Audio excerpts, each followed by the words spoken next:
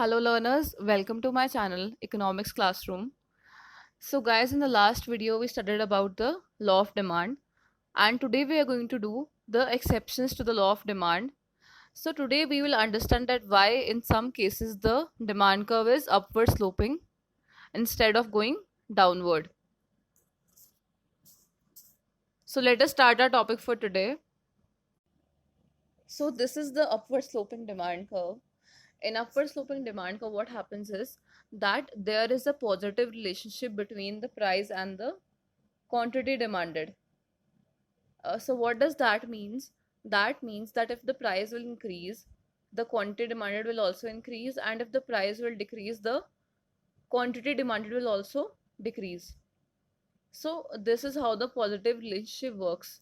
But in the case of law of demand, we studied that there is a negative relationship between the price and the quantity demanded. But there are some special cases in which the demand curve is upward sloping. And guys, if you haven't seen the video of law of demand, please go and check it out. The link is given down below in the description box. So let us understand this concept in detail. So you can see here is the demand curve and it is upward sloping. And what do we see here? The price initially was P and the quantity demanded was initially Q. But what happened? The price increased from P to P1. Now the price is P1, and as you can see, the quantity demanded also increased, and now the quantity demanded is Q1. So with the increase in the price, the quantity also increased. And if we see vice versa, for example, if initially the quantity demanded was Q1 and the price was P1, and now the price decreased to P and the quantity decreased to Q.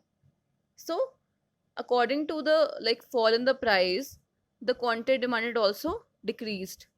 So this is how the positive relationship between demand and price works in the case of upward sloping demand curve. Now let us understand what are the various exceptions to the law of demand. The first category is of emergencies. So emergencies means flood, war, earthquake, tsunamis.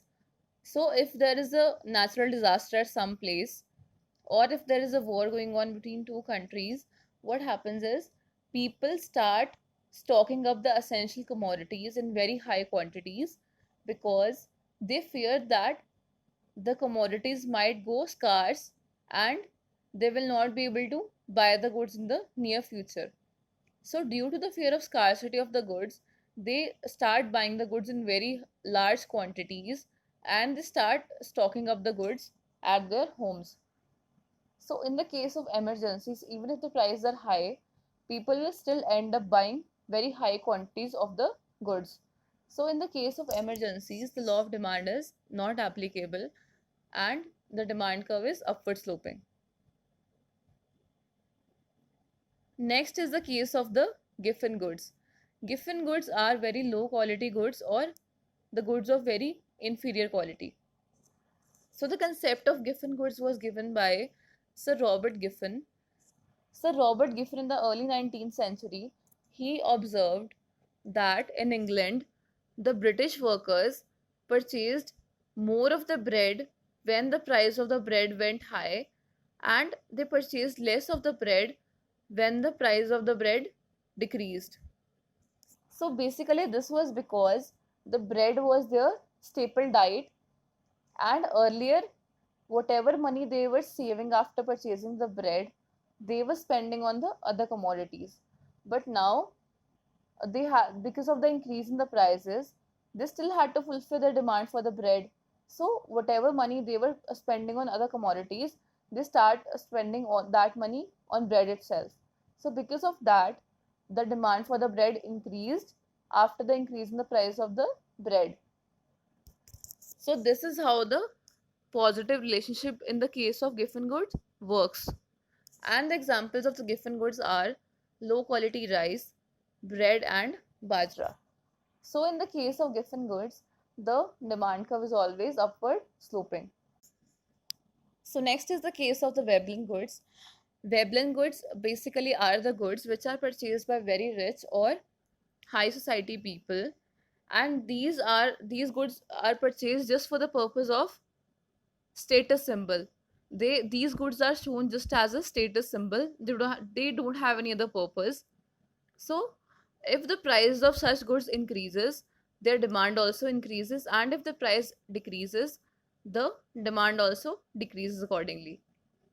So Veblen goods are only the goods which are purchased to show off a person's wealth, and the examples of such goods are diamonds, luxury cars, luxury garments, bags, etc.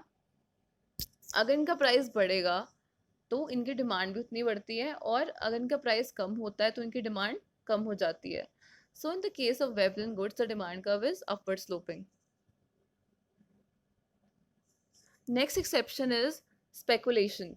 Speculation means that if a consumer assumes that in the near future the prices are going to be more higher than they are now, even if now the prices are very high, and he assumes कि price और भी बढ़ सकता है future में, तो एक consumer क्या करता है कि वो अभी अभी ही काफ़ी क्वांटिटी उस गुड की बाय कर लेगा ताकि उसको फ्यूचर में और ज़्यादा पैसे ना पे करने पड़े उस गुड के लिए.